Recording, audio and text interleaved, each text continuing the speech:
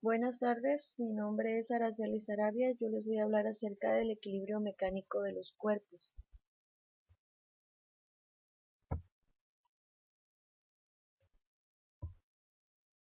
El equilibrio de traslación, en este caso, las fuerzas pueden actuar de tal manera que causen movimiento o lo impidan. Esto nos permite demostrar la primera y tercera ley de Newton, es decir, el cuerpo puede permanecer en estado de reposo o de movimiento rectilíneo uniforme a menos que una fuerza no equilibrada actúe sobre él. Además, no puede existir una fuerza a menos que estén afectados dos cuerpos. En otras palabras, debe existir una interacción mutua entre una fuerza que actúa y otra fuerza que reacciona. Estas fuerzas son de igual magnitud, pero de sentido opuesto.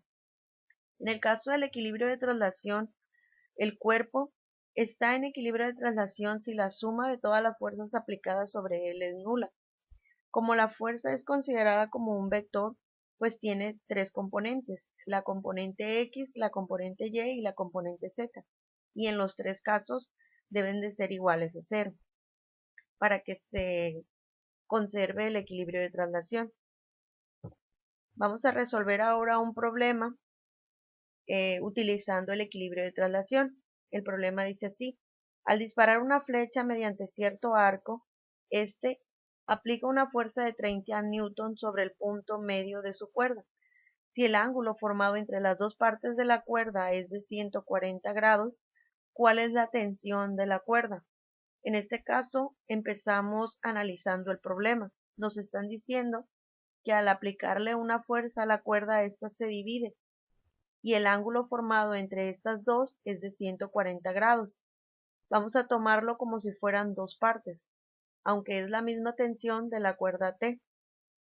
En este caso, lo primero es hacer el diagrama de fuerzas, que sería F para la fuerza del brazo y T para la tensión de la cuerda, que se divide en Tx y Ty en la parte superior y Tx y Ty en la parte inferior. Utilizamos la condición de equilibrio que dice que la suma de fuerzas en el eje de las X es igual a cero. En el eje de las X tenemos la fuerza aplicada del brazo y la Tx superior e inferior. En este caso despejamos la fuerza F, que es el valor conocido, y nos queda la tensión de la cuerda por el coseno de 70 grados más la tensión de la cuerda por el coseno de 70 grados en la parte inferior. Utilizando una calculadora obtenemos el coseno de 70 grados, que es 0.342, más 0.342 y despejamos. Nos quedaría el valor de la tensión en la cuerda al momento de estirarla de 43.86 newton.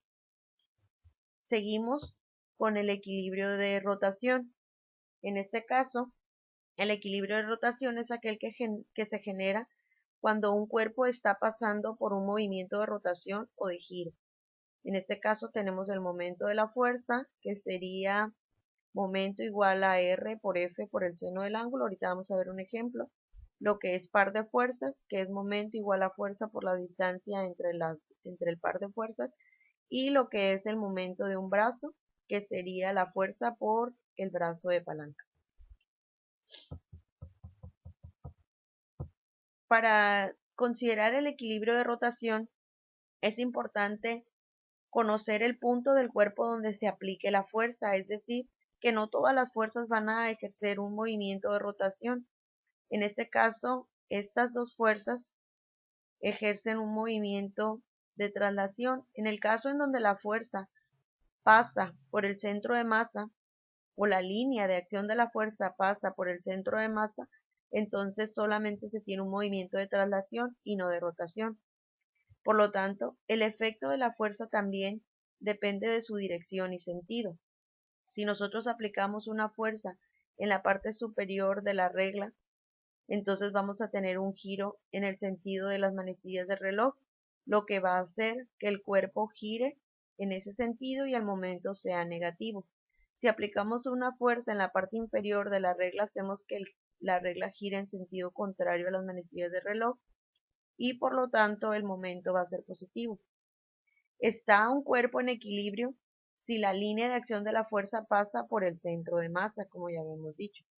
En el caso del momento, el momento se calcula utilizando las fórmulas ya vistas anteriormente. El momento, el efecto, en este caso de la fuerza, sobre la rotación de un cuerpo alrededor de cierto eje, se mide también por el momento de la fuerza. En esta figura, en la primera, la única fuerza que ejerce una acción para hacer un giro sobre la regla es la componente Y.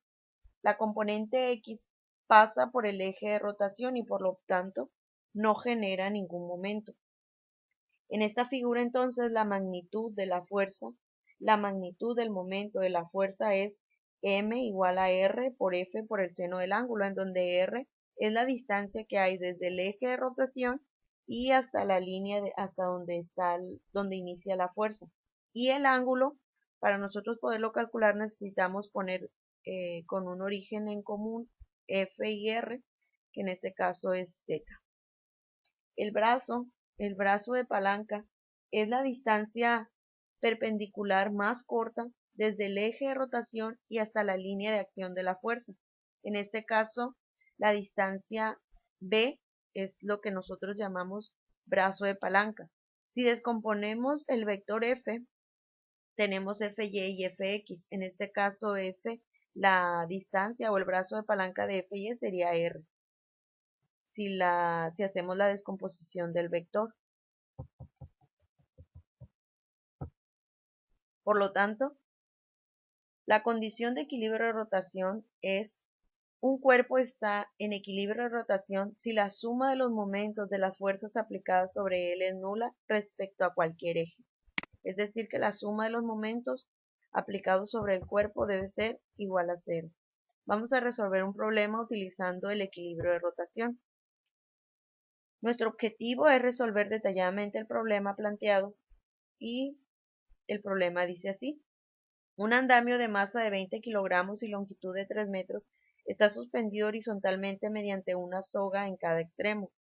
Un trabajador de masa de 70 kilogramos está de pie a 1 metro de un extremo. ¿Cuál es la tensión en cada una de las sogas? Empezamos primero con un diagrama de fuerzas en el andamio. Nos están diciendo que un andamio está sostenido por 2 cuerdas y una persona está parada a 1 metro de una de las cuerdas. La masa de la persona es de 70 kilogramos. En este caso nos queda la tensión 1 como la cuerda que está hacia la izquierda, la tensión 2 como la cuerda que está hacia la derecha, la masa del andamio de 20 kilogramos y la masa de la persona de 70 kilogramos. Empezamos primero utilizando la primera condición de equilibrio, que es la suma de todas las fuerzas. Tenemos la tensión en cada una de las cuerdas, T1 y T2, menos el peso del hombre y el peso del andamio igual a 0. La tensión de la cuerda 1 y la tensión de la cuerda 2 son incógnitas. Tenemos como valor conocido la masa de la persona y la gravedad, y la masa del andamio y la gravedad, los cuales nos dan un valor sumado de 882 newton. Esta sería nuestra ecuación número 1, pero seguimos teniendo dos incógnitas, por lo tanto necesitamos una segunda ecuación, que es utilizar la segunda condición de equilibrio, que en este caso,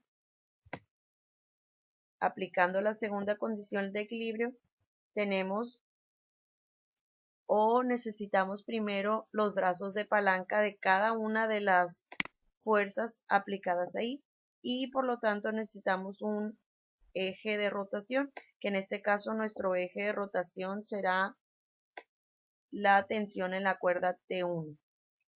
Desde ahí las distancias de los brazos de palanca para T2 sería 3 metros, para la persona sería de 1 metro y para el andamio sería de 1.5 metros. La ecuación nos queda así: tensión 2 por el brazo de palanca de T2 menos el peso del hombre por el brazo de palanca menos el peso de la viga por su brazo de palanca. Si sustituimos los valores, nos queda T2 por el brazo de palanca, que sería 3 metros, menos el peso del hombre por su brazo de palanca, lo cual nos da un valor sumado del peso de la persona y el peso del andamio multiplicados por su brazo de palanca de 980 Newton por metro, y los 3 metros que multiplican a la tensión de la cuerda 2 pasarían dividiendo, lo que nos da un valor en la tensión de la cuerda 2 de 326.67 Newton.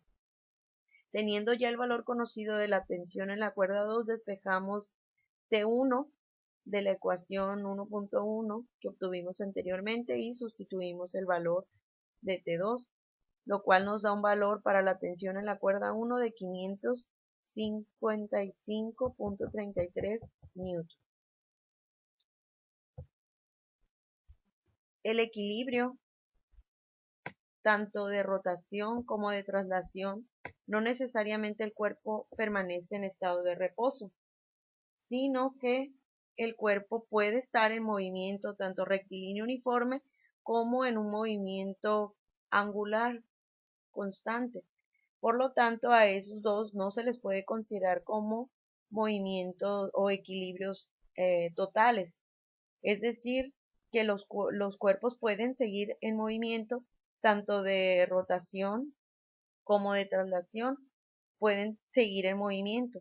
Sin embargo, existe un equilibrio llamado equilibrio estático. El equilibrio estático se cumplen o se deben de cumplir ambas condiciones de equilibrio para que el cuerpo se considere como un equilibrio estático completamente, es decir, sin ningún movimiento. Cuando los cuerpos están en reposo, es decir, sin movimiento de traslación ni de rotación, el equilibrio se denomina equilibrio estático, es decir, que la suma de las fuerzas deben ser nulas, igual que la suma de los momentos deben ser nulas. Aquí están dos ejemplos, y el ejemplo de donde el equilibrio es estático completamente es donde está en reposo, sin ningún tipo de movimiento. Nos vamos a lo que son las máquinas simples. Las máquinas son numerosas herramientas y máquinas utilizadas en diversas ramas de la ingeniería y de la vida diaria. Basan su funcionamiento en una serie de mecanismos denominados máquinas simples. Algunos ejemplos de las máquinas más comunes son la palanca, la rueda y eje, la polea, que existen de diferentes tipos, el plano inclinado, la cuña y el tornillo, entre otras máquinas muy comunes. La primera de las máquinas que vamos a ver es la palanca. La palanca consiste en un cuerpo rígido que se apoya en un punto en torno al cual puede girar. Es decir, que usualmente se requiere para ejercer una fuerza y poder mover un cuerpo, como en el ejemplo que está aquí. Usualmente a fin de obtener una fuerza mayor que la que ejerce la persona. El funcionamiento de la palanca puede ser explicado a partir de la condición de equilibrio de rotación.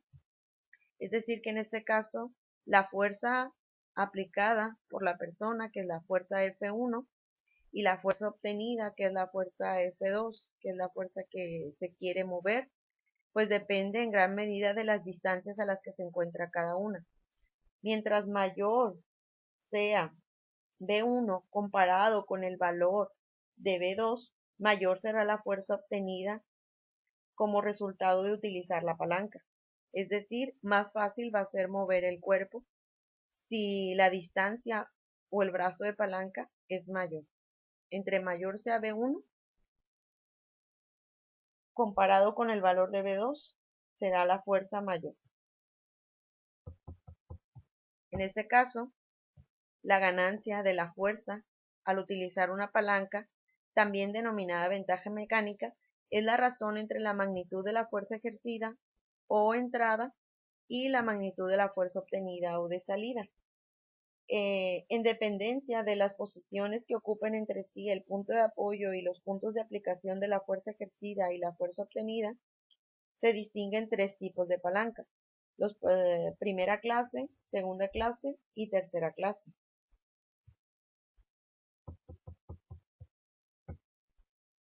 En el caso de la polea fija consiste en una rueda suspendida que gira alrededor de un eje, con un canal o garganta en su borde, por donde se hace pasar una cuerda o una cadena. En este caso, la fuerza F2 es igual a la fuerza F1, Puede considerarse la polea fija como una palanca de primera clase, es decir, el punto de apoyo está en el eje de la polea y los brazos de la fuerza ejercida de entrada y de la fuerza obtenida, que sería la fuerza de salida, son iguales al radio. Por lo tanto, nos queda que F2 es igual a F1. En el caso de la polea móvil no es otra cosa que una polea de gancho conectada a una cuerda que tiene uno de sus extremos anclado a un punto fijo y el otro extremo móvil conectado a un mecanismo de tracción, es decir, que la polea se mueve con el cuerpo. Cada lado de la cuerda, en este caso, soporta la mitad del peso de la carga, por lo tanto, por lo que la ganancia de la fuerza es de 2. En este caso, la ventaja mecánica obtenida al utilizar una polea móvil es de 2. Bueno, eso fue todo. Muchas gracias por su atención. Espero les haya quedado claro.